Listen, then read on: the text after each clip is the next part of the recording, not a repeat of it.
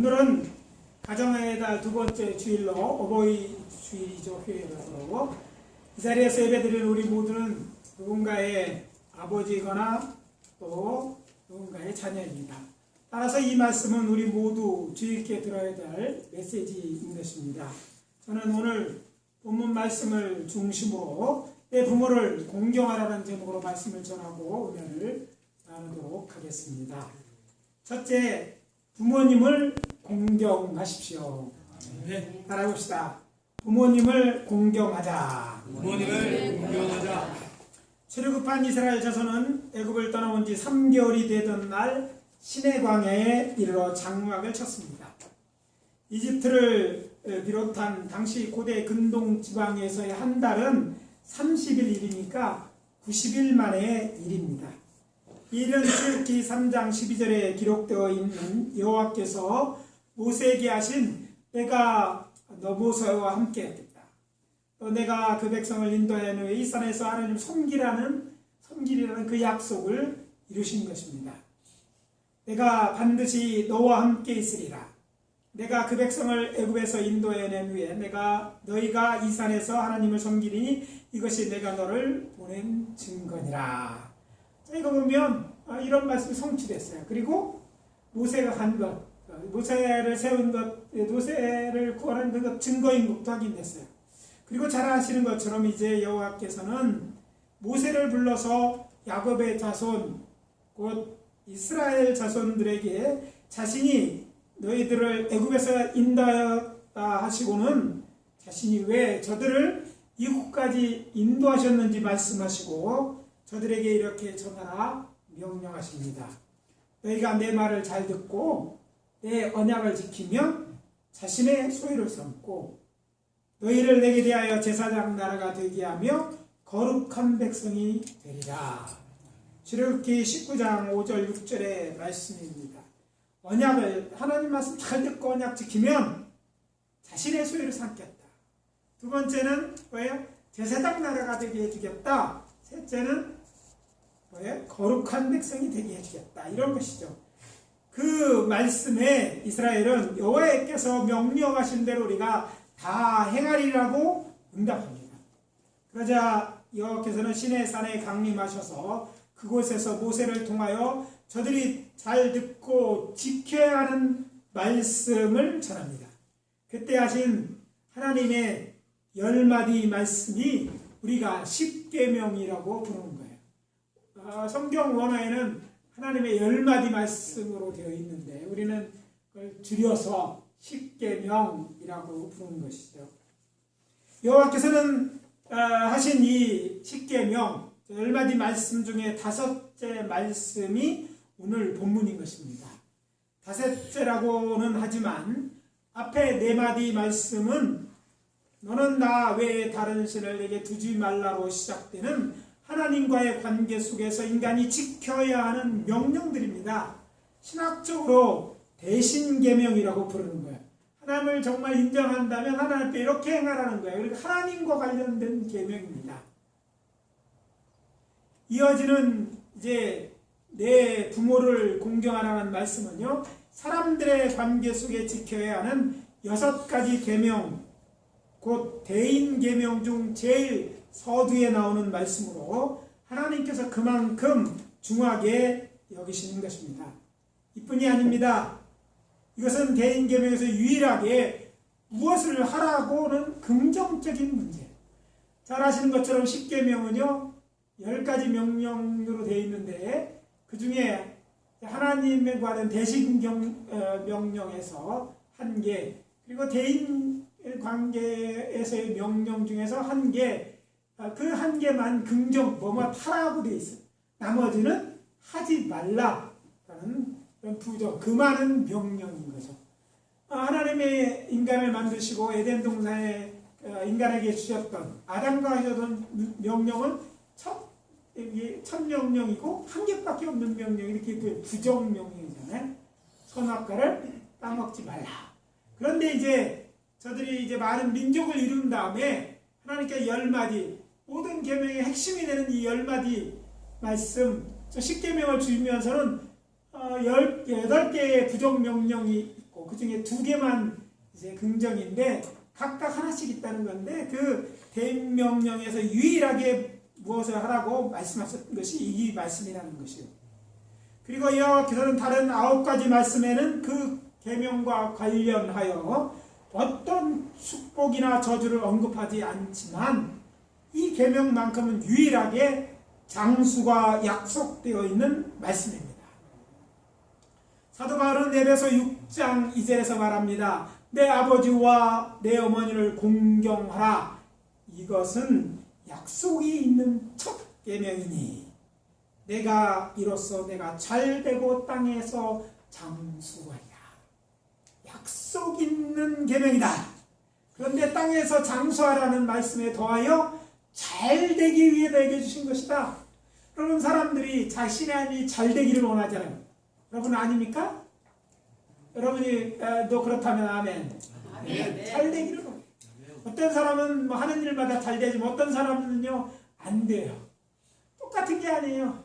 세상 말로 넘어지면 뭐 앞으로 넘어지는 뭐 뒤로 넘어져 앞에 코가 깨지는 사람이 있는가 하면 넘어졌다 일어날 때 돈 주고 나오는 사람도 있다고 하잖아요. 하여튼 뭐 잘 되는 사람은 어떤 사람이 잘 되는데 이런 것이 하나님이 계획해서 그런 잘 되는 방법이 내 부모를 공경하는 거예요. 그리고 또 하나님 말씀에 오래 살기 원하냐? 많은 사람들이 오래 살라고 그렇게 얘기합니다. 많이 오래된 사람들 그들에게 이제 물어보면 그래도 조금 더 살고 싶은 게 사람의 마음이에요. 장수하고 싶은 것입니다. 100살 굉장히 많이 사는 것 같은데 100살 살면 많이 살았다고 얘기하지만 100살 산 어르신분들에게 말씀해 보세요. 많다고 생각하지 않습니다. 조금만 더 살게. 신앙이 없는 사람은요 어떻게든지 더 하루라도 1시간이라도 더 살려고 합니다. 근데 이 장수하는 방법 하나님이 약속으로 주셨는데 내 부모를 어떻게 하라? 공경하라는 거예요.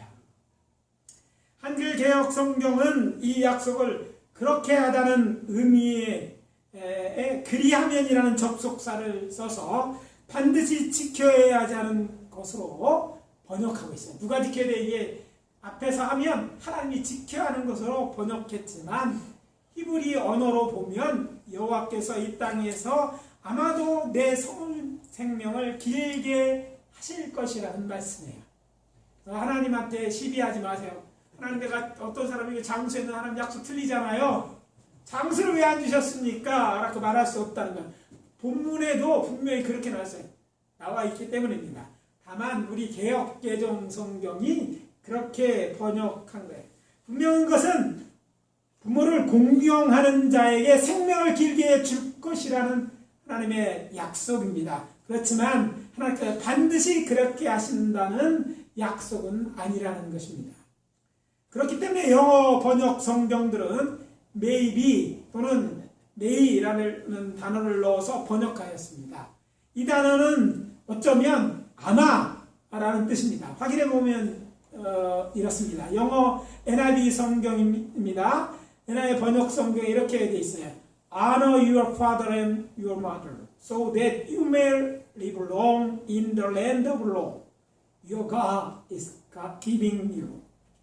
뉴 킹 제임스 전적 우리가 아는 흥정역 성경 새로운 번역에도 Honor your father and mother, that your days may be long upon the land which the Lord your God is giving you.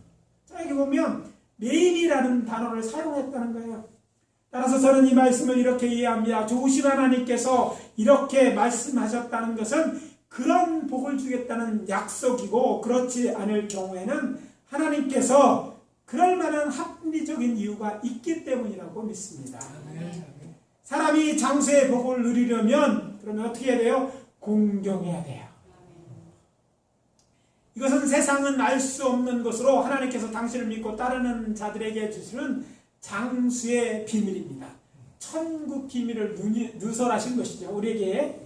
그래서 자녀가 부모를 공경하는 것은 당연한 일인데, 여호와 하나님께서는 내가 내게 준 땅에서 내 생명이 길리라고 말씀하셨으니 더욱 힘써 우리가 부모를 공경하라는 의미인 것입니다. 여기서 우리가 반드시 짚고 넘어야 할 것이 있습니다. 그것은 공경하라는 말 뜻이에요. 자, 공경하면 되는데 공경하라는 말 뜻이 무엇인가? 공경이라는 구어사전적 의미는 남을 대할 때 몸가짐을 조심스럽게 하고 받듦을 가리킵니다. 뭐 이렇게 해도 좀 공경 그래도 어렵죠. 따라서 뭐 이걸 적용이 이렇습니다. 부모를 공경하라는 말은 자식이 부모를 대할 때 몸가짐을 조심스럽게 하며 받드는 것이다. 이렇게 말할 수 있습니다. 그렇다면 왜 하나님께서는 이런 명령을 내리신 것일까요? 부모는 자녀가 몸가짐을 조심스럽게 하고 받들어야만 하는 존재이기 때문입니다. 세상은 사람을 평가할 때 그 사람이 어떤 출신이냐, 어떤 지위에 있느냐, 지식이나 물질이 많고 적었느냐, 그 사람이 업적 등을 가지고 평가하고 가치를 말하지만 자녀는 그런 기준으로 부모를 평가해서는 안 됩니다. 이것이 하나님이 정하신 룰이고 즉 규칙이고 질서이기 때문입니다. 말씀의 수준을 높여서 하나님께서 부모를 얼마나 대단한 존재로 여기시는지 알아보겠습니다. 오늘 본문에서 공경이라고 번역하였고 영어 성경에는 honor라고 번역된 단어의 의미를 살펴보도록 하겠습니다. 오늘 본문을 언어로 보며 사용된 히브리 동사가 있는데 그것은 카베드라는 단어예요. 카베드. 해봅시다. 카베드. 히브리어 잘하십니다. 카베드. 근데 이게 원래 카보드라는 말에서 온 것이고 무겁다라는 뜻이에요. 무겁다. 이게 기본 의미고 슬픔, 또 부유한, 명예로운, 또 영광스러운을 뜻합니다.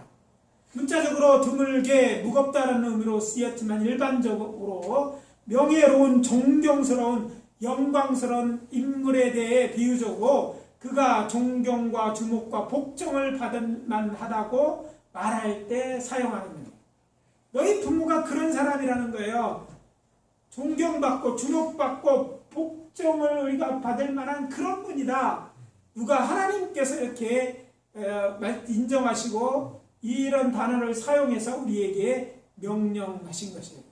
이러한 면에서 하나님도 어떤 분입니까? 존경받아야 하기 때문에 하나님께도 쓰이는 동사가 이것인데 이 동사를 부모에게 쓰셨다는 거예요. 여호와께서 내 부모를 공경하라고 하면서 이 동사를 사용했다는 것만 보아도 자녀에게 부모는 얼마나 대단한 존재인 줄 알 수 있습니다. 이게 하나님 믿으면요 진짜 가치 있는 게 무엇이고 누가 귀한 것을 알게 되는데 누가 이제 하나님이 정해야 되는 것인데 하나님이 그렇게 정하시는 거예요. 우리가 자주 쓰는 효도라는 말은요 자식이 어버이를 공경하고 잘 섬긴다는 말이에요. 그래서 이제 부모를 받들어 섬기라는 말인 건데 부모를 봄으로써 받들어서 모양이 모습이 어떠하든지 뭘 감겨든지 뭐 이런 것들을 떠나서 그렇게 하라는 말이에요. 하나님께서는 자녀들에게 부모를 공경하라고 하셨지만 생각해보면 부모는 먼저 자녀를 사랑하였고 또 자녀를 섬김이었어요. 그래서 자녀들은요 섬김을 받고 자랐기 때문에 받은 바 사랑과 은혜를 돌려주는 것이라고 할 수 있어요. 물론 농부가 같은 땅에 같은 종자를 심더라도요 좋은 열매가 나오고 불량품이 나옵니다. 우스갯소리로 불량 감자가 있듯이 불량 부모도 있습니다. 어떤 자녀들은 자신의 이제 부모가 어렸을 때 당신에게 한 나쁜 일을 들어 부모를 공경하지 않겠다고 말하기도 합니다. 또 부모가 당신의 자녀들을 잘못 키워 자신만 나이로 키우다 보니 그렇게 말하거나 행동하는 자녀들도 있기도 합니다.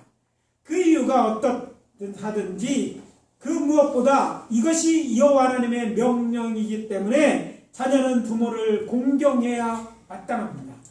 사람이라면 마땅히 자신의 부모에게 효도해야 한다는 것이죠.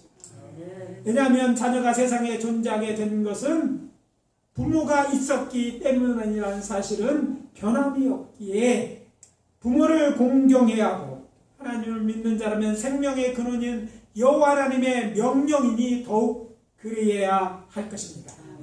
여호와 하나님을 믿고 예수 그리스도를 구주로 믿는 신자라면 자신의 부모를 공경해야 마땅합니다. 이것은요 부모의 종교와도 상관이 없어요. 부모를 공경하는 데 있어서는요 종교가 다르더라도 하나님의 말씀에 그런 규정이 제한이 없잖아요. 공경해야 돼요. 근데 안타깝게도 어디서 나왔는지 부모가 딴 종교를 믿으면 공경하지 않아도 된다고 생각하는 사람이 있어요. 그것은 성서적인 얘기가 아니에요. 사람들이 지어낸 얘기예요. 그런 거 좋아하죠. 내가 뭐 하지 않아도 된다. 책임과 의무 하나 좋았다 하지만 그건 다르잖아. 어떤 분들은 부모하고 인연을 끊고 사는 사람도 있어요. 부모가 뭘 잘못하고 뭘 그렇지만 잘못을 했다 할지라도 성경은 뭐예요? 공경해야 되는 거예요. 그러니까 부모로서 공경받아야 하는 그들의 권리고 하나님이 정하신 특권이에요. 그래서 자녀는요 부모가 어떻든지 공경해야 될 줄 알고 혹시 우리 가운데 부모에 대해서 뭐 종교적이든지 뭐가 됐든지 선한 게 있더라 할지라도 공경하는 것 하나님의 기뻐하시는 것이고 또 그것이 옳다는 것을 생각하시고 부모 공경하는 신앙이 돼요. 아멘. 하나님 믿는 사람들이 잘못 삶으로 하나님 앞에 하나님의 영광을 가리고 하나님 욕먹일 때가 있는데 사실 많은 정말 신자들이 정말 교회에서 중직들이 부모를 이렇게 내버려 두고 자기만 살고 뭐 이렇게 하면서 정말 하나님의 영광을 내요. 교회에서 그분들이 직분이고 그분을 뭐 교회에서 잘 나간다고 하면 다른 형제들이 봐도 우리 기독교 하나님을 어떻게 생각하겠어요? 좋게 보겠어요? 나쁘게 보겠어요? 어떤 사람은 아주 솔직하게 말합니다. 내 그 사람 때문에 그 형 때문에 그 누구 때문에 내가 신앙생활 안 한다. 그러면 이게 하나님 보시기에 얼마나 가슴 아픈 일이요 얼마나 큰 죄를 짓는 것이에요. 그러면 다른 것은 우리가 사람의 말을 참고할 수도 있겠죠. 그러나 하나님이 말씀하셨다면 그것이 옳습니다. 믿으십니까? 그것이 진리예요. 다른 것은 비진리예요. 우리의 생각이 우리가 볼 때 그럴 수도 있겠죠. 그러나 하나님이 직접 말씀하신 그것을 범해서 내 생각대로 바꾸거나 그런 말을 좋아하지 마시기 바랍니다. 이것이 하나님이 싫어하는 거예요. 정말 하나님을 믿는 자라면 그렇게 해서는 안 되는 인 줄 믿고 부모를 잘 공경하시길 바랍니다. 그래서 정말 우리의 부모를 우리가 공경해야 되는데 또 기억해야 될 것은요 부모라고 돼 있어야 아버지만 공경하는 사람들이 있더라고요. 아니에요. 어머니도 공경해야 돼요. 어머니는 사랑한다고. 어머니도 사랑하지만 아버지도 사랑해요. 아버지도 사랑이 필요해요. 예. 그러니까 엄마도 공경의 대상이라는 거 잊지 마세요. 부모를 사랑하라 존경할 수 없을지라도 부모를 공경해야 마땅합니다. 그렇게 다짐하는 성도님들은 하나님 앞에 큰 소리로 응답하십시오. 아멘이라고. 나의 하나님을 공경하겠습니까? 아멘. 나의 부모님을 공경하십시오. 아멘. 지지난주 몸이 좀 괜찮아지는 것 같아서 양촌에 있는 샬롬의 집으로 저희 모친이신 최정민 권사님을 만나뵈러 갔습니다. 암수술하면서 자주 찾아뵈지 못했고 이번에 장로 보건 수술하기 전에 다녀온 후로 약 3개월 만에 찾아뵙습니다. 참으로 안타까운 일은 저를 반갑게 알아보시기는 하시는데 간병이 제가 누구냐고 이제 질문하자 뭐라고 했겠어요? 시동생이라고 대답하셨어요. 없는 시동생, 우리 아버님이 외아들이셨거든요. 없는 시동생이라고 하시는 거예요. 얼마나 마음이 아팠는지. 아무리 나이가 들어도 부모가 세상 떠나면요 고아인 것입니다. 인생 그리 길지 않습니다. 그래서 권면합니다. 죽어서 뭐 제사 잘 지낸다고요 웃기는 소리 하지 말고 지금부터라도 우리의 부모를 공경합시다. 아멘. 살아계시면 감사한 줄 알고 자주 찾아뵙시다. 아멘. 어르신은 기억하지 못할지는 어떨지 모르겠지만 내가 기억하면 되지 않겠어요? 우리 하나님 여호와의 말씀 순종하여 힘써 부모를 공경하시는 성도님들이 다 되시기를 예수 그리스도의 이름으로 축복합니다. 아멘. 축복합니다. 아멘. 둘째, 자녀에게 존경받는 부모가 되십시오. 따라해봅시다. 자녀에게 존경받는 부모가 되자. 자녀에게 존경받는 부모가 되자. 제가 미국에서 유학할 때 당시 석유회사의 연구원으로 근무하시는 집사님으로부터 전해들은 얘기입니다. 당신과 함께 근무하는 동료 직원의 딸 결혼식이 있었기에 출근하면서 그에게 인사말로 결혼식 잘 끝나고 물었다고 합니다. 그러자 그는 딸의 결혼식을 축하하기 위해서 내가 신혼여행 가라고 내가 돈을 주어서 자랑하듯 막 이야기하시더래요. 너무 자랑하기 위해서. 그래서 집사님이 얘기했대. 한국인들에게는 부모가 자녀들 결혼할 때 혼수로서 아들이라면 살집을, 딸이라면 살림살에 자리를 장만한 전통이 있다. 뭐 이거 다 되는 건 아니지만 이렇게 해야 되는 게 당연한 줄 알고 그렇게 한다 그랬더니 깜짝 놀라대요. 아니 어떻게, 아니 뭐 자녀들 내가 다 키우고 저거 했는데 자녀들에게 뭐 결혼시켜서 하는데, 하기야 요즘 그것만 하는 게 아니죠. 결혼한다 애프터 서비스도 하느라고 다들 바쁘신데. 자, 논리적 구조로 말한다면 오늘의 두 번째 베트는 자녀를 사랑하라가 되어야 할 것입니다. 그럼에도 불구하고 이 메시지를 접어두고 다음 메시지로 부모에게, 자녀에게 존경받는 부모가 되라고 하는 것입니다. 전통적으로 한국인들에게 부모의 자녀 사랑은요, 강조하지 않아도 도가 지나칠 정도이기 때문입니다. 물론 요즘 젊은 세대들에게 조금씩 변화가 일어나고는 있지만 말입니다. 그래서 세 번째로 생각하지만 두 번째 메시지를 전합니다. 자녀에게 존경받는 부모가 되십시오. 오늘 본문 한 가지만 분배했지만 사실 두 번째 본문이 있어요. 두 번째 본문이 에베소서 6장인데 그 중에 3절입니다. 앞에 2절은 나왔고요. 또 아비들아 너희 자녀를 노엽게 하지 말고 오직 주의 교훈과 훈계로 양육하라. 부모들의 자녀들을 사랑으로 돌보지 않고 자녀에게 폭력을 행사하고 불합리한 명령을 하거나 잘못된 것을 가르침으로 자녀를 노엽게 해서는 안 된다는 말입니다. 부모면 나 공경받으면 다 끝이 아니라 부모도 공경받을만 하면 그게 하나님의 뜻이고, 그러면 얼마나 자녀들이 쉽게 공경할 수 있고 서로 얼마나 좋지 않겠어요. 그래서 하는 말씀인 거예요. 또 교육에 관한 것으로 자녀들을 가르치되 하나님 말씀과 말씀으로 교훈하고 훈육함으로 양육하라고 하는, 오늘 한국교회가 이 말씀에 정말 회개하고 이 말씀에 바로 서야 됩니다. 세상 교육, 조기 교육한다고 말리고 내가 월급 타서 자녀를 왜 이렇게 뭐 한다고 하지만 성경 말씀 가르치는데 하나님 말씀으로 훈육하는 것들은요 무관심해요. 그냥 교회 가면 되지 뭐. 그것까지 다야. 교회 가지 말라고 대표적으로 앞선 사람들이 누군 줄 알아요? 교회 학생회를 경험했던 성장한 성자들. 그랬다가 학생 때는 열심히 주일학교 때 다니다가 이제 중학교 들어가고 고등학교 또 안 다니던 안 다녀서 신앙을 잃어버린 사람들이 하는 얘기가요. 부모가 교회 가지 말라는 거예요. 학원 가야지, 학교 가야지. 학교서 미션 스쿨도 수업하더라고요. 그것 때문에 내가 한번 싸운 적도 있는데. 아무튼 그래도 가야 돼. 퇴학을 할지라도 사실 퇴학도 못 시켜요. 법에 어긋나는 거라. 갈 수 있는 그런 신앙인데 왜 그 부모도 나서서 이것은 안 됩니다. 이렇게 얘기해요. 왜? 나는 하나님 말씀을 따라야 된다. 그렇게 하나님 말씀 가르침을 떠나지 않았어. 그런데 자기처럼, 일생인 자기처럼 나중에라도 예수 믿을 것 같아서 그렇게 해서 그 애가 자라서 성공하고 출세했는데 어떻게 됩니까? 여러분, 신앙을 잃어버려요. 신앙을 잃어버리면 다 잃어버리는 거예요. 부모도 무시하지, 하나님도 잃어버려, 천국도 없지.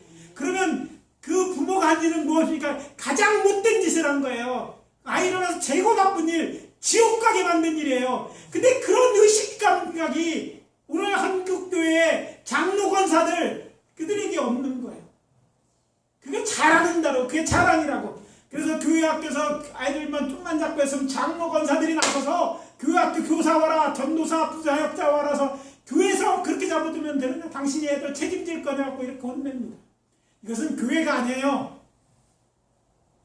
그럼 이런 정말 하나님 말씀에서 우리가 바로 서야 될 줄 믿습니다. 자녀들 내가 열심히 교훈하고 훈계하고 양육해야 됩니다. 부모에게 제일 첫 책임이 있어요. 그리고 교회에 대해서 그거 부족하잖아요. 교회를 통해서 보도록 양육해야 돼. 지금은 손해보는 것 같지만요 나중에 남는 거예요.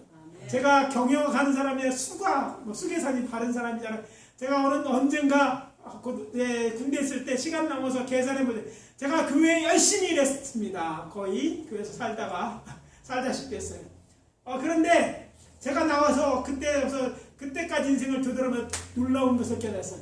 내가 하나님 앞에 들은 시간, 그때 귀한 시간 있어요. 성적도 그때 최고 바닥이었고, 물론 입주과외도 하고 시간도 없었어요. 그런 가운데 교회 열심히 하니까 혼나기도 하고 뭐 이렇게 살아왔어요. 그런데 나중에 보니까 제가 심은 것은요 정말 아무것도 아니에요. 하나님이 내게 주신 은혜와 축복은요 그거보다 몇 배가 아니라 몇십 값절 크고도 놀라운 거예요. 아멘. 제가 그때가 살았어요. 당연히 그래야 되는 줄 알고 그게 내가 할 수 있는 전부였기 때문에 그렇게 했는데 나중에 보니까 하나님이 내게 주신 축복은요 엄청난 거예요. 요즘 나이 들수록 더 많이 느끼게 됩니다. 제가 이스라엘에 한번 갔을 때 학생하고 얘기하는데 유학원 얘기를 하다가 제가 1990년에 유학을 갔는데 그 시대가 미국으로 유학 갔다. 그건 단지 1%도 안 되는 그런 놀라운 얘기였어요. 더 놀라운 사실 요즘 가서 깨달았어요. 제가 유학 갈 때요 퍼스트 클래스 타고 유학 간 사람이에요. 여러분 이 퍼스트 클래스 유학 가는 사람이 한국에 몇 명이나 되겠어요? 물론 제가 이제 비자를 보러 갔는데 비자 찾으러 오는 날이 제가 마지막 이코노미 클래스의 마지막 날이었어요. 학교는 가야 되고 수업하기는 뭐 며칠 남지 않아서 여행사다 얘기했으니까 편도니까 우리 비즈니스 끌어서 가자 그러더라고요. 그래서 아시아나 비즈니스 클래스를 타고 갔습니다. 도착해서 비행기를 타서 딱 들어가는데 거기서 이제 국내선이죠. 한참 우리 시골이 한참 두 군데를 더 가는데 거기서 저를 퍼스트 클래스로 가라고 그러더라고요. 업그레이드. 퍼스트 클래스 딱 2명만 앉아있고 안녕 한 명 있어 와가지고 뭘 도와드릴까요? 그래서 골라주세요. 근데 자꾸 골라가지고 자꾸 와서 물었는 거예요. 나 유학 가서 첫 공부해야 되는데 더 이상 가져올 것도 없습니다. 그렇고 하고 저는 별 생각 없이 지났기 때문에 몰랐어요. 어느 날 뭐 비행기 얘기에다가 제가 퍼스트 클래스 타고 갔더라고. 그러보니까 다 뭐예요? 공짜예요. 하나님이에요. 제가 혼자 유학 간다는 소명을 주셨기 때문에 하나님 어떻게 하실까 고민하고 미국의 선교여행차 학교를 알아보러 갔어요. 가서 결론이 뭔지 압니까? 제가 사는 그때 공무원 월급하고 뭐하는 것 갖고는 유학을 갈 수가 없다. 학비가 너무 비쌌어요. 생활비도 없고 학비도 없었어요. 그래서 돌아오면 비행기 타고 간 거 그걸 환상하거든. 이 성공리길에 석 원장님이라는 분이 그렇게 얘기해 주시고 그것도 뭐 겨울에 그 기도하는데 밤 새벽에 올라오셔서 하나님이 나 보내셔서 왔다고 하면서 주신 말씀이 이거였거든요. 분명히 유학간 그 비행기 타고 왔으니까 그거 보고 하신 말씀이라고 이해했어요. 그런데 다음 해에 놀라운 마음을 보내는데요. 제가 유학 갈 때 풀타임 장학금, 풀스칼러십 받고 갔어요. 왜? 내가 똑똑해서 실력이 있어서가 아니라 하나님 빼기더라고. 하나님이 덮어주는 것이 얼마나 큰 은혜인지 알 수 있는 거예요. 그렇습니다. 여러분 우리가 뭐 잠시 딴 길로 갔는데 아무튼 자녀들을 갈 때 자녀들을 정말 말씀으로 가르치고 정말 사랑으로 정말 존경할 만하도록 가르치라는 거예요. 그런 삶 정말 이렇게 자녀를 노엽게 가지고 주의 교훈으로 훈계하는 삶이 어떤 삶일까 생각해 보니까 자녀에게 존경받는 부모가 되는 것이라는 것을 깨달아 알게 됐어요. 그런 삶이 예수님처럼 그리고 우리의 믿음들처럼 세상의 빛으로 사는 삶이라고 저는 확신합니다.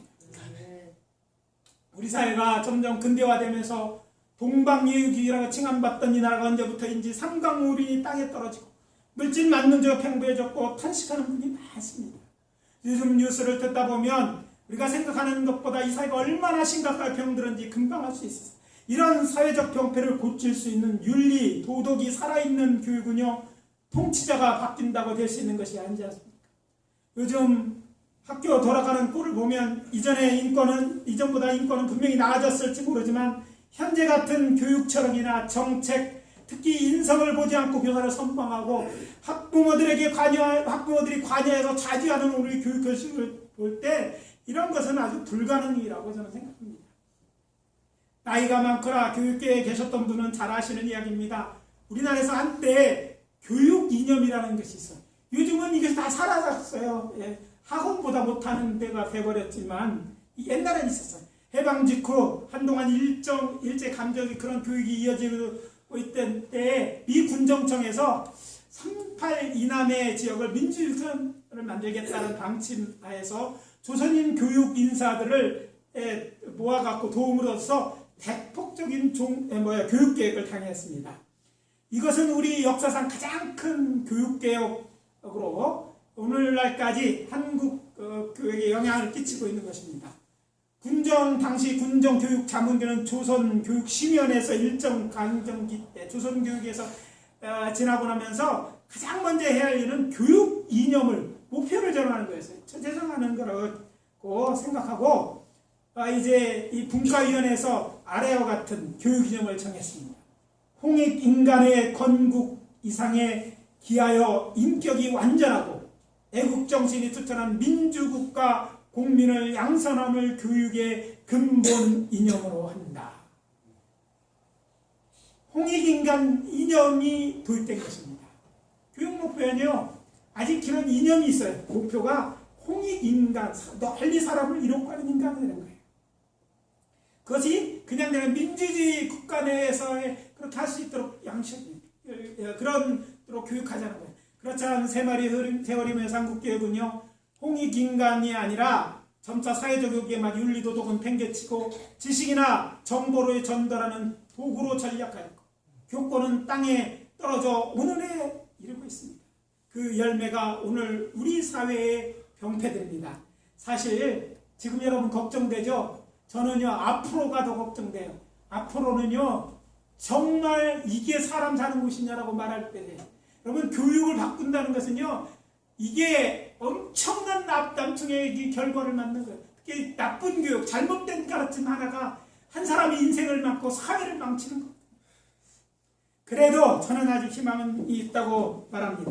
아직 우리에게는 비록 서로 다른 모습으로 다른 일을 하며 이 땅에 우리와 같이 살고 있지만 그래도 인간답게 살려는 사람들이 적지 않기 때문입니다. 지인 목사님이 보내주신 이제 펌글이에요. 저는 용인에서 근무하는 35살 먹은 회사원입니다. 그날은 역삼역 본사에 업무가 있어 가느라고 버스를 탔습니다. 그날따라 승객이 많지 않아 뒷좌석에 앉아 있었는데 한 정거장에서 한 할아버지가 양손에 짐을 든 채 올라탔습니다. 버스가 출발하여 10m쯤 지나는데 갑자기 버스가 급정거하는 것이었어요. 기사 아저씨가 할아버지에게 차비도 없이 왜 버스를 탔나냐고 구박하며 내리라고 통치며 버스 문을 연 것입니다. 할아버지는 어쩔 줄 몰라 사정합니다. 급히 오르라고 지갑을 놓고 온 것 같아요. 기사 아저씨 한 번만 타고 가게 해주세요. 할아버지가 어쩔 수 없이 출입구로 가고 있을 때 잠깐만요 하는 소리가 났습니다. 그리고 초등학생으로 보이는 여자아이가 성큼성큼 가방을 들고 차 앞으로 걸어가 기사 아저씨 할아버지잖아요. 지갑을 놓고 오셨다잖아요. 그러더니 가방을 뒤져 10,000원을 꺼내 돈통에 넣으면서 호통치듯 말했습니다. 기사 아저씨 앞으로 이런 불쌍한 돈 타시거든 10번 공짜로 태워주세요. 대학생은 할아버지를 모시고 자리로 가서 앉게 했습니다. 순간 나는 눈물이 핑 돌 정도로 찡하니 가슴을 울렸고 초등학교 어린 여학생도 저렇게 용기 있게 하는데 아무것도 하지 못한 자신의 초라한 모습을 보게 되었습니다.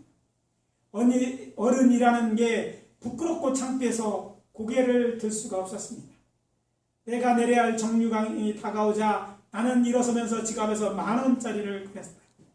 그리고 버스가 정차하자 버스문 쪽으로 가면서 그것을 여학생 가방에 넣어주며 겨우 들릴 만한 모기 같은 소리로 아저씨가 미안하다. 뱉고는 도망치듯 내렸다. 그렇게라도 하지 않으면 제 마음이 편하지 않을 것 같아서요. 금기에서 그 여학생 천사의 목소리가 들려왔습니다. 아저씨 괜찮아요. 감사합니다. 그렇지만 이런 사람들이 많아지는 것만으로 충분하지 않습니다. 세상은 점점 타락해 갈 것입니다. 왜냐하면 말씀이니까요. 그럼에도 불구하고 교회는 하나님의 말씀에 근거하여 이 어두운 세상에 빛으로 살아가야 할 것입니다. 왜냐하면 빛으로 오신 예수님이 말씀하셨습니다. 나는 세상의 빛이다. 요한복음 8장 12절입니다. 예수님만이 참빛입니다. 빛 대신 예수님이 말씀하셨습니다. 너희는 세상의 빛이다. 마태복음 5장 14절입니다. 여기서 너희는 누구를 말합니까? 이 세상의 모든 사람이 아니라 예수의 제자로서 이 세상에 보냄을 받은 저와 여러분을 말합니다. 사도 바울도 에베소서 5장 8절에서 말합니다. 너희가 전에는 어둠이더니 이제는 주 안에서 빛이라. 빛의 자녀들처럼 행하라. 전에는 어둠이더니라는 말은 빛의 자녀가 되기 이전에 우리가 어둠의 영의 지배를 받으며 어둠 가운데 살아왔을 때를 말합니다. 그렇습니다. 세상의 빛, 이것이 예수님 자신의 삶이었고 초대교회에 더 나아가서 우리의 믿음의 선진들의 삶이었습니다. 그리고 우리 주 예수님께서는 우리가 사는 이 세상이 영적으로 더럽고 추한 악한 세상이지만 이곳에서 세상의 빛으로 우리가 살아내기를 기대하고 계신 것입니다.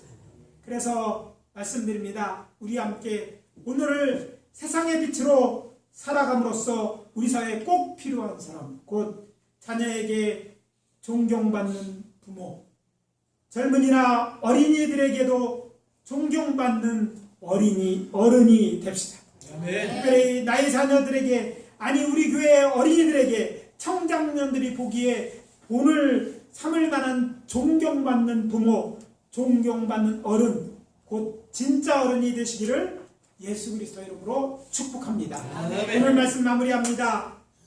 부모님을 공경하십시오. 우리 모두 자녀에게 존경받는 부모가 됩시다. 그래서 세상에 빛이 됩시다. 이것이 하나님의 명령이고 우리 주 예수님의 뜻이고 우리 믿음의 선진들의 삶이었고 지금 우리들의 삶이어야 할 것입니다. 그렇게 살기로 다짐하는 분들은 큰 소리로 아멘. 아멘. 같이 기도합니다. 아버지 하나님의 은혜를 감사합니다. 오늘 내 부모를 공경하라는 우리가 잘 알고 있지만 이 말씀 우리에게 주셔서 도전하시니 감사합니다. 정말 우리의 부모를 공경하는 저희들이 되게 도와주시고 또 자녀들에게 정말 존경받는 부모가 되어줄 수 있도록 인도해 주시옵소서. 아멘. 그래서 어두운 세상 탓만하는 것이 아니라 우리가 빛으로 살게 하여 주시옵소서. 아멘. 어둡다고 닮아가려 하지 않게 도와주시고 힘들고 어렵더라도 그곳에서 아버지 하나님의 어둠 속에서 빛을 발하는 저희들이 되어지고 우리 예배 성도님들이 되어질 수 있도록 축복해 주시옵소서. 아멘. 예수 그리스도 이름으로 축복하며 기도합니다. 아멘. 이제